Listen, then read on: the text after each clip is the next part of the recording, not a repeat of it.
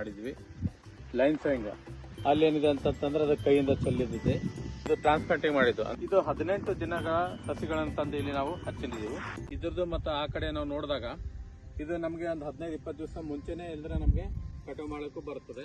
ಅದೇ ರೀತಿ ಸುಮಾರು 25ರಿಂದ 30 ಸೆಂಟಿಮೀಟರ್ ವರೆಗೆ ಇಲ್ಲದ್ರೆ ನಾವು ಈ ತೆನೆ ಇಲ್ಲದ್ರೆ ಉದ್ದಿರ್ತಕ್ಕಂಥದ್ದು ನೋಡ್ಬೋದು. ಕಟಿಂಗ್ ಮಾಡಿಂದ ತೆನೆ ಹೈಟ್ ಜಾಸ್ತಿ ಸಂಖ್ಯೆ ಜಾಸ್ತಿ ಅವ ಸರ್.